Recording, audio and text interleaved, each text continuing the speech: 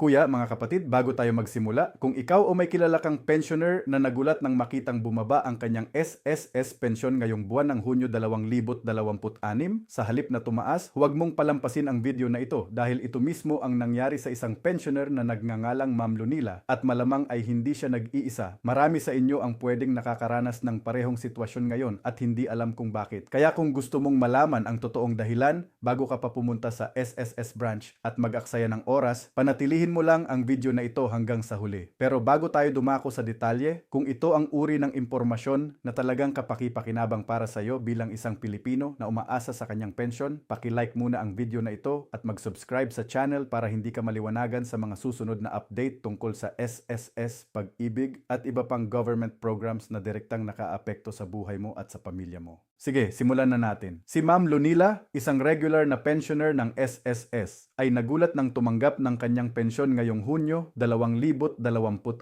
Bakit? Dahil sa nakaraang buwan, ang kanyang natatanggap na buwan ng pensyon ay nasa 3,872 piso. Inaasahan niya tulad ng marami sa atin na may dagdag na 10% pension increase na ipinatupad, kung saan kung kakalkulahin ng tama, dapat ang kanyang bagong pensyon ay umabot sa 4,259 na piso at 20 sentimo. Ito ang inaasahan niya. Ito ang dapat niyang matanggap base sa anunsyo ng pataas na 10% na pension increase na ipinatupad ng SSS para sa mga qualified pensioners. Pero ano ang aktwal na natanggap niya? Sa kanyang sorpresa at pagkalito, ang kanyang pensyon ay bumaba pa sa 3,572 piso, mas mababa pa kaysa sa kanyang dating natatanggap bago pa man ang inaasahang dagdag. Isipin mo ang pakiramdam niya. Umasa ka ng dagdag pero sa katotohanan mas kumonti pa ang ibinigay sa iyo. Ito ang uri ng sitwasyon na nagdudulot ng matinding pagkalito, pagkabahala at maging takot sa maraming senior citizens at pensioners na umaasa lamang sa kanilang SSS pension para sa pang-araw-araw na pangangailangan. Ngayon, bago ka pa magpanik kung ikaw man ay nakararanas ng parehong sitwasyon, alamin muna natin ang mga posibleng dahilan kung bakit ito nangyayari. Sa totoo lang, hindi ito katakataka dahil maraming pensioners sa Pilipinas ang nagkakaroon ng parehong karanasan dahil sa ilang mga partikular na dahilan na madalas hindi na ipapaliwanag ng maayos. Una sa lahat, at isa sa pinakakaraniwang dahilan ay ang pagtanggal ng dependent children sa kanilang pensyon. Para sa mga hindi pa nakakaalam, kapag ikaw ay isang pensioner ng SSS, maaari kang makatanggap ng dagdag na benefit para sa iyong mga dependent na anak hanggang sa 5 sa kanila, basta't sila ay nasa ilalim ng 21 taong gulang, hindi pa kasal at hindi pa nagtatrabaho.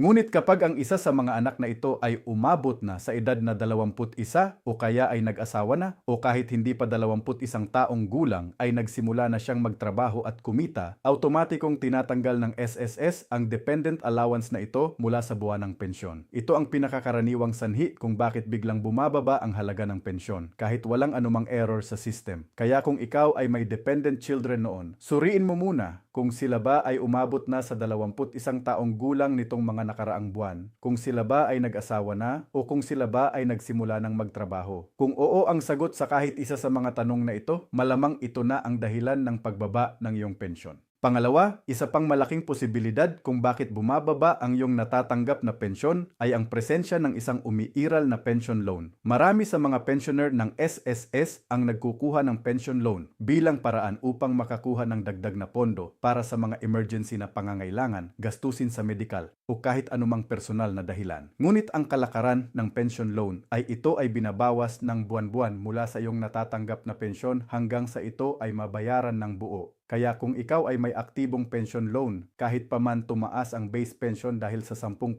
increase, kung ang amortization o monthly deduction ng iyong loan ay malaki, posibleng ang kabuuang epekto nito ay magresulta sa mas mababang netong pensyon na matatanggap mo kumpara sa nakaraang buwan. Ito ay isang mahalagang punto na dapat tandaan dahil maraming pensioners ang nakakalimutan na sila ay may umiiral na utang sa SSS. O kung hindi man nila ito nakakalimutan, hindi nila alam kung paano ito eksaktong kinakalkula sa kanilang buwanang pensyon. Kaya kung ikaw ay may kasaysayan ng pagkuha ng pension loan, ito ay dapat mong isaalang-alang bilang isa sa mga posibleng dahilan ng pagbaba ng iyong natatanggap. Ngayon, kung wala kang dependent na natanggal at wala ka ring umiiral na pension loan, narito ang ikatlong at huling posibleng dahilan at ito, sa totoo lang, ay isa sa mga pinakanakakabahalang senaryo. Posible itong isang pagkakamali o error sa system ng SSS. Oo, kapatid, kahit pa ang malaking institusyon tulad ng SSS, may mga pagkakataon na nagkakaroon ng technical errors, miscalculations o kahit human error sa pag-update ng mga records ng mga pensioner. Ito ay maaaring mangyari dahil sa napakalaking dami ng mga pensioner na kinakalkula ng system bawat buwan, kung saan kapag may isang maliit na maling input o hindi na-update na impormasyon, maaari itong magresulta sa maling halaga ng pensyon na ipinapadala sa isang individual. Kung ito ang nangyari sa iyo, hindi mo ito dapat baliwalain dahil ito ay isang issue na dapat agad na iulat at itama upang matiyak na matatanggap mo ang tamang halaga ng iyong pensyon sa mga susunod na buwan at maaari pa ring makuha ang anumang kakulangan mula sa mga nakaraang buwan. Kaya ano ang dapat gawin kung ikaw o isang kakilala mo ay nakararanas ng parehong sitwasyon tulad ni Ma'am Lunila?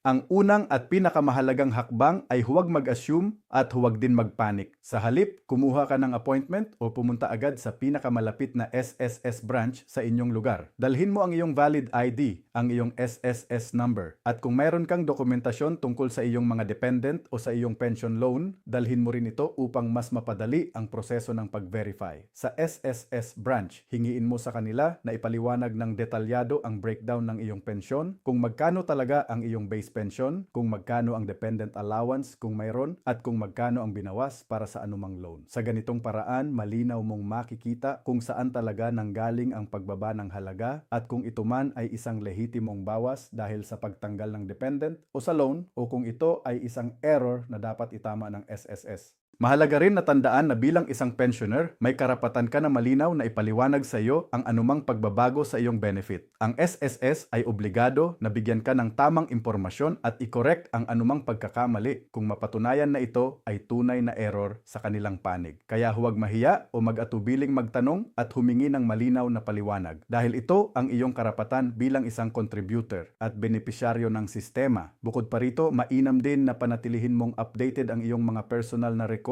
sa SSS, lalo na kung may mga pagbabago sa status ng iyong mga dependents tulad ng kung sila ay nag-asawa na, nagtrabaho na o umabot na sa legal age. Sa ganitong paraan, may iwasan mo ang biglaang sorpresa sa halaga ng iyong pensyon sa hinaharap dahil ikaw mismo ay nakakaalam at handa na para sa anumang pagbabago na dapat mangyari. Para naman sa mga pensioner na walang dependent na natanggal at walang umiiral na loan, ngunit nakararanas pa rin ng pagbaba sa kanilang pensyon, hinihikayat namin kayong huwag matakot na magtanong at magsulit hanggang sa makuha ninyo ang malinaw na sagot. Minsan, kailangan lang ng karagdagang follow-up o maging persistent sa pag-uusap sa mga kawani ng SSS upang matiyak na ang iyong kaso ay maayos na maipoproseso at maitatama. Tandaan, ang pensyon na ito ay resulta ng iyong mahabang taon ng paghulog at pagtatrabaho. Kaya karapat-dapat kang makatanggap ng tamang halaga na nararapat sa iyo. Sa pangkalahatan, ang karanasan ni Ma'am Lunila ay isang magandang paalala sa lahat ng mga pensioner sa Pilipinas na maging mapagmatyag at maging proactive pagdating sa pagsubaybay sa kanilang SSS pensyon. Huwag lamang umasa sa balita o sa anunsyo ng pension increase nang walang pag-verify sa aktwal na halaga na natatanggap mo bawat buwan. Suriin mong mabuti ang iyong payslip o ang iyong pension advice mula sa SSS. Ihambing ito sa nakaraang buwan at kung may pagkakaiba na hindi mo maintindihan, huwag mag-atubiling lumapit agad sa SSS branch para sa malinaw na paliwanag. Sa ganitong paraan, mapoprotektahan mo ang iyong sarili mula sa anumang pagkakamali sa system at masisiguro mong tama ang halaga ng pensyon na natatanggap mo bilang gantimpala sa iyong mahabang taon ng paghulog sa SSS. Bago tayo magwakas, gusto naming malaman kung ikaw man ay nakaranas na ng parehong sitwasyon.